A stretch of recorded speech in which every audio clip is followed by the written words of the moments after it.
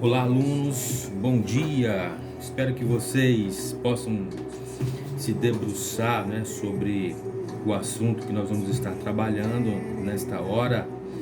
Eu quero fazer aqui algumas considerações acerca das nossas aulas. Você já deve ter percebido que nós estamos muito batendo na tecla da ética, da justiça, ancorando nossas mentes nesse universo moral, ético, desde a antiguidade, desde a filosofia que podemos chamar de filosofia sacra, de filosofia antiga, até os dias atuais, quando também somos contemplados com a ideia de ética na pós-modernidade. Pois bem, vocês têm esse material já está nas mãos de vocês, então eu vou aqui apenas postular algumas questões que julgo ser necessárias para que vocês possam compreender melhor o que significa ética e o que significa justiça. Pois bem, primeiramente eu quero reivindicar aqui a questão da ética. Por quê? Porque tem algumas coisas que elas são muito peculiares dentro da ética e que a gente precisa saber para que a gente entenda melhor sobre essa questão. Olha só, se você for notar aqui, eu peguei uma questão de vestibular, sobre a ética e sobre a moral, e você vai perceber a importância de conhecer o significado das duas. Então, a pergunta, da Universidade Federal de Pernambuco diz o seguinte: o que é ética e o que é moral? No encaminhamento dessas questões, precisamos voltar ao sentido originário da ética e da moralidade. Olha só, pessoal, agora vem a elucidação da questão. Olha, todas as morais, por mais diversas, nascem de um transfundo comum que é a ética. O que significa isso? Nascer de um transfundo comum? É porque a moral, ela nasceu da ética. Porque outrora, a compreensão do homem sobre a realidade que o circunda estava exatamente do ponto de vista individual de cada um. Então, a partir da individualidade foi que veio o coletivo. Então, aí o texto continua. Ética somente existe no singular, veja bem, olha só, pois pertence à natureza humana presente em cada pessoa, enquanto a moral está sempre no plural, porque são distintas formas de expressão cultural da ética. Entendeu aí por que a gente bate tanto nessa ideia da ética, sobre as questões do vestibular. Então não esqueça que a ética e a moral, uma está no campo da individualidade e outra está no campo da pluralidade. Pois bem, passando adiante, a gente já falou sobre a ética de Sócrates, de Aristóteles, dos sofistas, enfim, agora nós entramos na ética de Kant. Pessoal, eu gostaria de salientar aqui que as aulas que nós damos, elas são apenas uma orientação rasa, do assunto, porque o assunto é vastíssimo, existem muitas narrativas acerca da ética.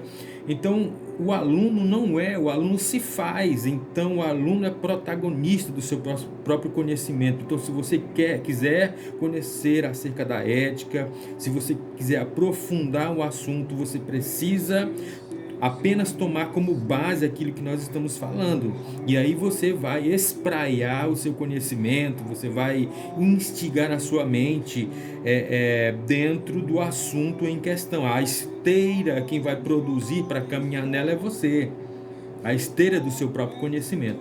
Então nós vamos pincelar apenas algumas questões acerca da ética do ponto de vista, começando agora sobre Kant, né, do ponto de vista kantiano. Olha só, Kant, ele pressupõe a ética como o dever.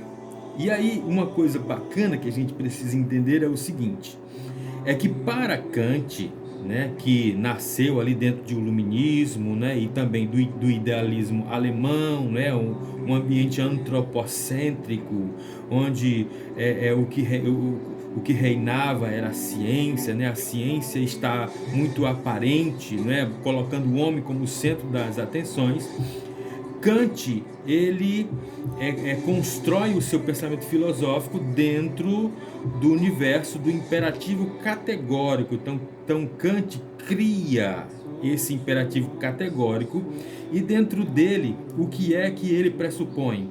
Que a ética, né, segundo a visão de Kant, tem como conceito esse sistema. Ou seja, esse sistema é o dever de toda pessoa agir conforme princípios dos quais considera que seriam benéficos caso fossem seguidos por todos os seres humanos. Ou seja, aquilo que você entende que é bom para você, você deve então pulverizar, não é? Capilarizar isso,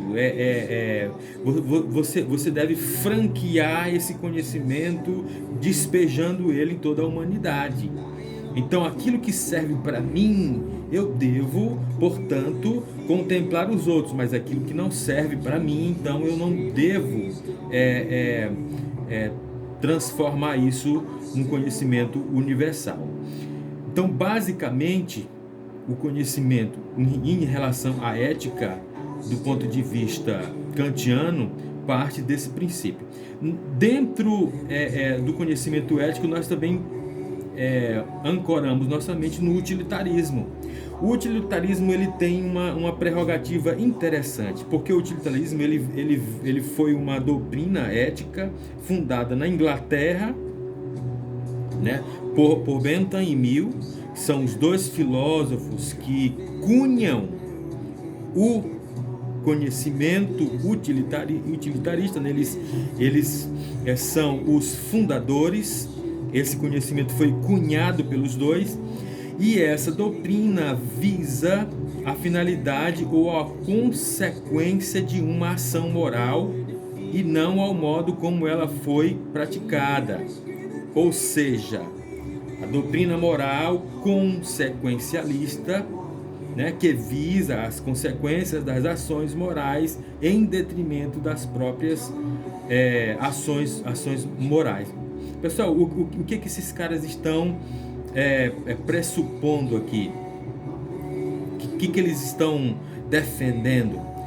Que o ser humano ele deve agir, né, de maneira a produzir a maior quantidade de bem-estar às pessoas, mas ele precisa saber que esse bem-estar que ele vai ter, ele tem uma consequência.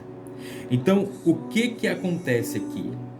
O que acontece dentro desse pensamento utilitarista é que você só deve fazer algo, né, que promova o bem-estar a você, ou as pessoas com as quais você convive, de maneira que esse bem-estar, essa sensação, esse gozo, essa alegria, essa manifestação do bem-estar humano, né, da satisfação humana, ela deve produzir na mente uma ideia, né, uma imagem de você poder antever aquilo que pode acontecer. Você precisa saber que tudo aquilo que você vai fazer tem uma consequência. E se você entender que a consequência daquilo é maléfica, você, portanto, não deve fazer. E essa ideia utilitarista, ela trata, portanto, de uma moral eudemonista. né? E aí depois eu quero que você, né, eu não vou aqui ficar explicando, né, pessoal, item por item, mas é importante que você curiosamente busque o significado do que é uma coisa moral e ou demonista.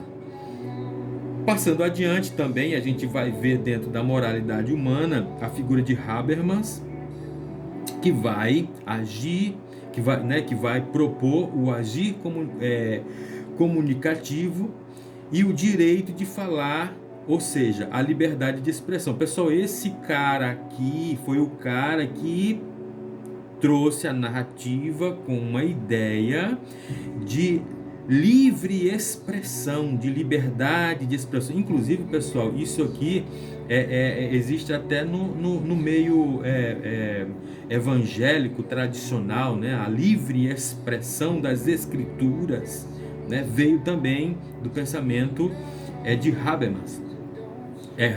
Hans Jonas, ele já parte do princípio da responsabilidade, que vai nos remeter a quê? No respeito ambiental para as futuras gerações. Olha só que bacana. Então, é importante você também buscar saber algo mais profundo sobre esses dois filósofos, né, que colocaram na sua esteira filosófica tanto a questão do direito de falar como a liberdade de você ter o respeito, né, no ambiente, o respeito ambiental para as futuras gerações. Isso aqui tem a ver muito com a questão da degradação, né, humana, enfim, aquilo que as indústrias acabam fazendo e que de um certo modo é benéfico, mas por outro lado acaba sendo maléfico, porque há a degradação do meio ambiente.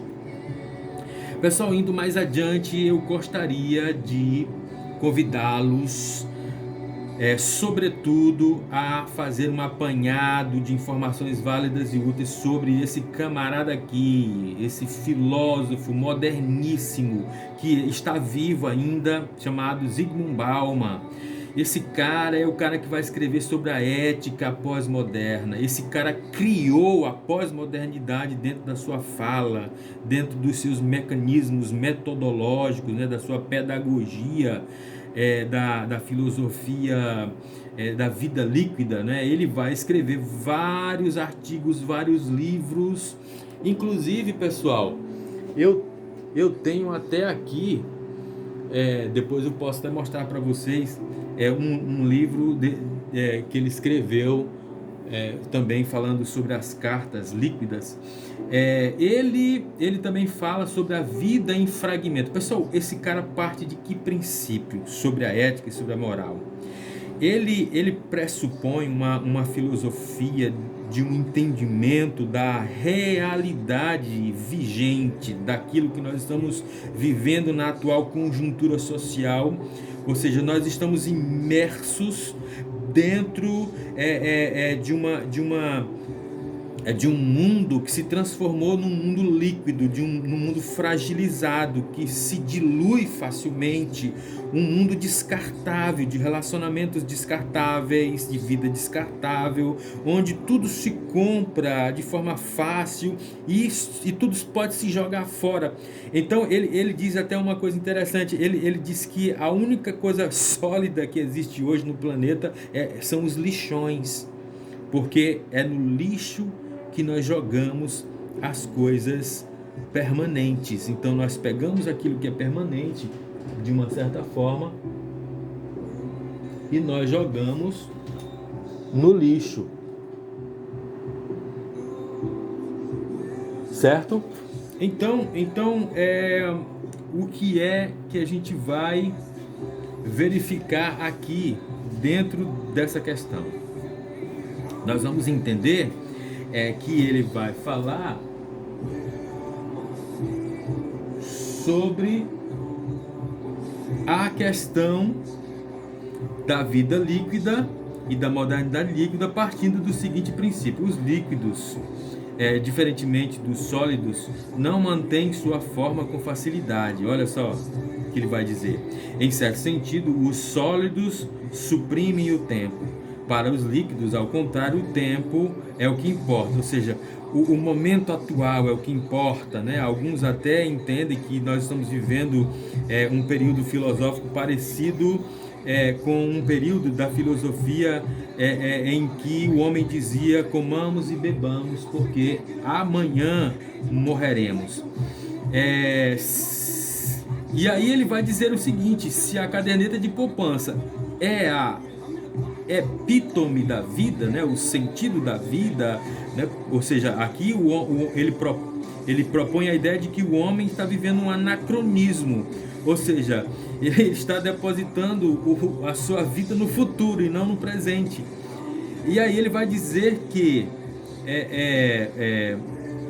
o cartão de crédito, portanto, é o paradigma da vida pós-moderna, porque o cartão de crédito você compra e só paga depois. Então a gente está sempre depositando no futuro a nossa vida, vivendo agora e achando que as coisas vão sempre melhorar. Ok, pessoal?